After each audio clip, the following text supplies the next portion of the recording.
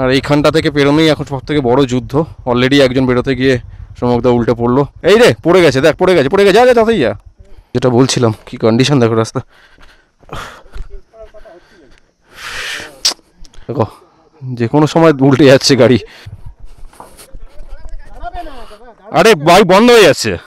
বাবা চাপের জায়গা। প্যানিক সিচুয়েশনে এরকমই হয়।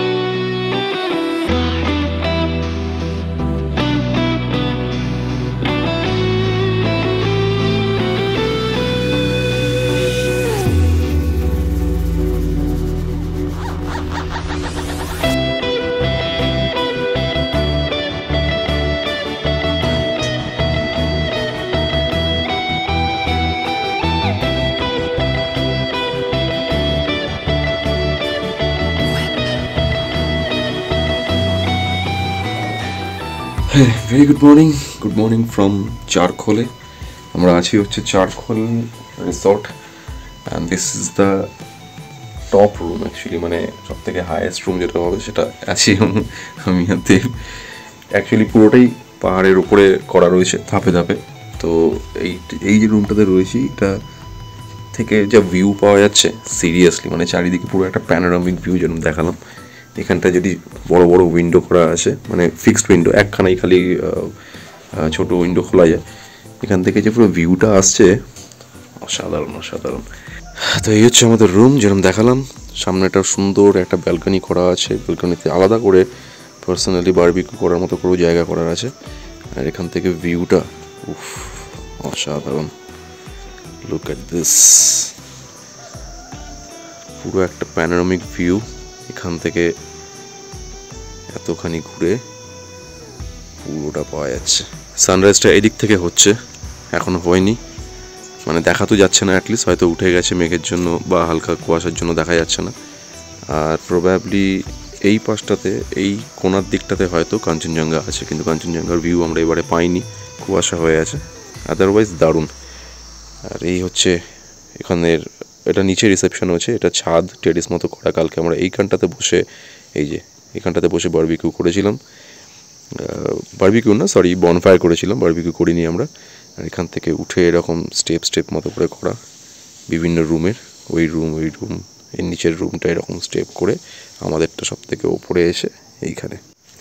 অসাধারণ অসাধারণ, মানে এইরকম একটা লোকেশনে আমরা কালকে এত দেরি হয়ে গেছে পৌঁছাতে বলে, আদারওয়াইজ হেভি লাগতো যদি আমরা মানে সারাদিন স্পেন্ড করতে পারতাম। বাট ঠিক আছে, বেরোতে হবে আবার, কারণ আজকের ডিস্টেন্সটা অনেক বেশি আছে। আজকে প্রায় আমাদের 400 কিলোমিটারের কাছাকাছি টার্গেট করা আছে। 400 কিলোমিটার কাছাকাছি আমরা করব, কারণ এখান থেকে আমরা যাব হচ্ছে রঘুনাথগঞ্জে গিয়ে স্টে করব। কালকে ওখান থেকে বেরিয়ে কলকাতা যাব। তো এখানে যেটা আছে সেটার নাম হচ্ছে চারখোলে রিসর্ট। এই চারখোলে রিসর্টটার আমরা যে রুমটায় আছি সেটার ভাড়া হচ্ছে 2800 টাকা। আর বিভিন্ন আছে, আর ওর থেকে একটুখানি নিচের লেয়ারের যে রুমগুলো আছে ওখানে তো 2600 টাকা এরকম করে ভাড়া আর কি, মানে ইনক্লুডিং ফুড, মানে প্যাকেজটা যেরকম থাকে আর কি, ব্রেকফাস্ট লাঞ্চ ডিনার এরকম করে। লাঞ্চ তো করা হয়নি যেহেতু আমরা বাইরে ছিলাম, লাঞ্চ আর হয়নি। ব্রেকফাস্টটা করবো, কালকে ডিনারটা করলাম। খাবার দাবার ভালোই ছিল, এদের সার্ভিসও মোটামুটি ভালোই। রুমের মধ্যে কমপ্লিমেন্টারি টি বিস্কিট দেওয়া রয়েছে, হট কেটেল দেওয়া আছে, আর গিজার ফিজার তো সব কিছু আছে আর কি। আর আমাদের যে রুমটা রয়েছে এখান থেকে উঠে এসে এই জায়গাটা থেকেই একখানা সানরাইজ ভিউ পয়েন্ট করা আছে এর ওপরে। তো সানসেট ভিউ পয়েন্ট থেকে ভিউটা হচ্ছে এরকম। এখন জানি না কাঞ্চনজঙ্ঘাটা ঠিক এক্স্যাক্টলি কোথায় আছে, বাট এইটাও যা মায়াবী লাগছে, অসাধারণ অসাধারণ। উফ, এই প্রপার্টিটা সব থেকে বেশি কিনা জানি না, কারণ অন্য প্রপার্টির দাম তো জানি না আমি, বাট এই প্রপার্টিটার এই রুমগুলোর প্রাইস বেশি বা প্রপার্টিটার ভ্যালু বেশি আর কি, বিকজ অফ দ্য রিজন এটা চারখোলের সব থেকে টপে। এটা হিল টাওয়ার, এর থেকে ওপরে চারখোলে কোনো প্রপার্টি নেই। এর কাছ থেকে পুরো ভ্যালিটা এত সুন্দর দেখা যাচ্ছে, অসাধারণ।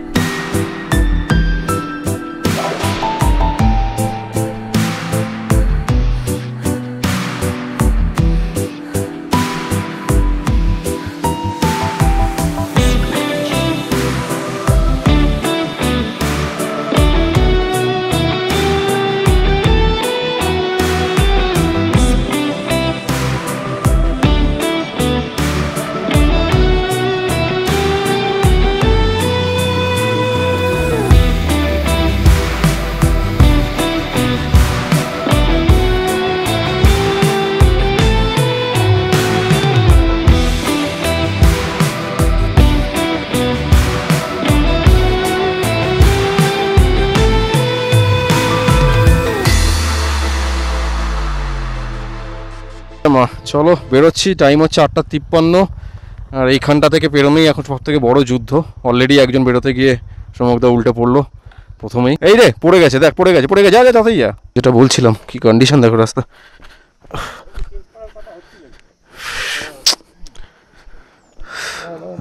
এই জায়গাটাই মারাত্মক চাপের জায়গা পুরো, এটা যে কোনো সময় উল্টে যাচ্ছে গাড়ি। জয় মা। এবার আমার বাড়ি, দেখি কি হয়।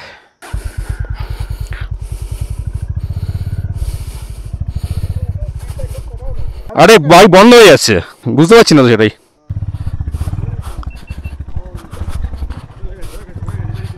প্যানিক সিচুয়েশনে এরকমই হয়, যখনই কিছু হচ্ছে স্টার্ট হয়ে বন্ধ হয়ে যাচ্ছে। That's all because of the রিজনকে ওই প্যানিক হয়ে যায় আমরা বড্ড। টাইম হচ্ছে 9:24। আলটিমেটলি সে বেরোতে কটায় বেরোনোর কথা, ঘুম থেকে উঠেছে হচ্ছে 4:30-র সময়। 5.5 ঘন্টা এখানেই কেটে গেল। 9:24 আমরা কোনো রকমে ওই গিরতে পড়তে ওই অফরোডিংয়ের স্ট্রেচটা পার করে এখন ভালো রাস্তায়। এরপর আমরা যে রাস্তাটা দিয়ে কালকে এসেছিলাম সেই রাস্তাটা ধরে ফিরবো ঠিক করলাম। একটু কিলোমিটার বেশি হবে, কিন্তু অ্যাটলিস্ট ওই রাস্তাটা চওড়া আছে, একটু ভালো চালানো যাবে, একটু ঘোরা পড়বে, ওই আমরা গাজলডোবা হয়ে বেরিয়ে যাবো। ওই ইয়েলবংয়ের রাস্তাটা ধরে আমরা অনেকটা চলে এসেছিলাম, আবার সেই খারাপ জায়গাটা থেকে শুরু হয়ে গেছে যেখান থেকে কনস্ট্রাকশনের কাজ চলছে। এবার ধুলোর জগতে প্রবেশ করবো আমরা, প্রচণ্ড ধুলো। মাঝখানে কিছুটা আছে ভালো, কিন্তু আবার নেই আর কি, কাজ চলছে। এর আগে অবধি আমরা যেখান থেকে বেরোলাম সেখান থেকে তো পুরো রাস্তাটাই এতটা অবধি ভালোই ছিল, চওড়া হাইওয়ে, কিন্তু নাও দিস ইজ দ্য কন্ডিশন।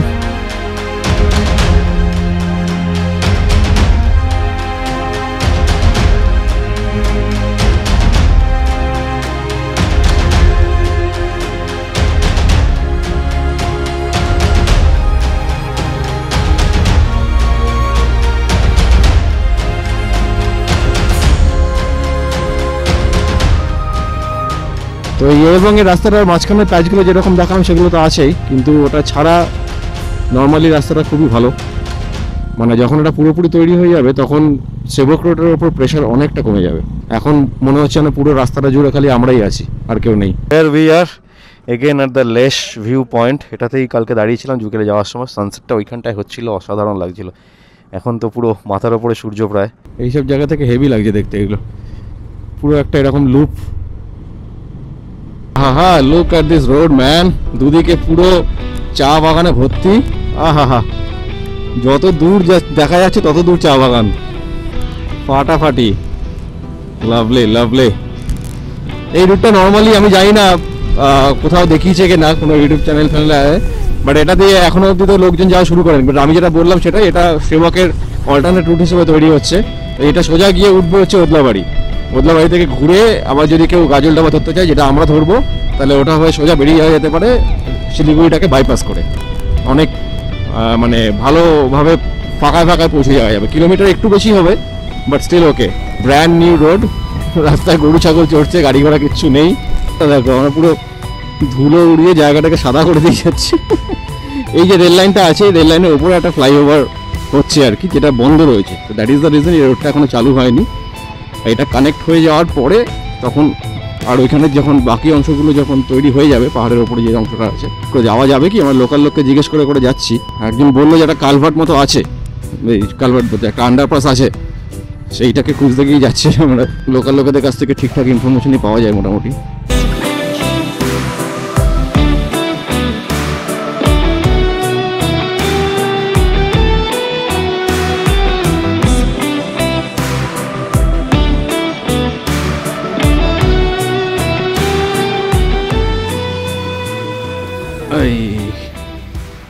চলে এসছি আমরা মেন রোড।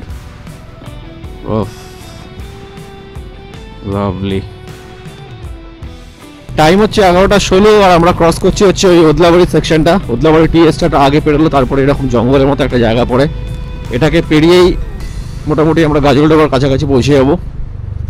এই রাস্তাগুলো এখন অনেক ভালো করে দিয়েছে। আমি লাস্ট টাইম যখন গেছিলাম এটা দিয়ে অনেক খানাখন্দে ভর্তি ছিল। Now it's much better. এই সেকশনটা পাথরেরই আছে, আগেও তাই ছিল, বড় বড় পাথরের চাং বসিয়ে তৈরি করা। বা ওই কংক্রিটের চাঙ্ক অ্যাকচুয়ালি, বাট হেভি লাগে এই জায়গাটা দিয়ে যেতে। দুপাশে একদম জঙ্গল, তার আগেই পরে হচ্ছে আবার দুপাশে চা বাগান। আহা দেখো খালি, অসম লাগছে জায়গাটা।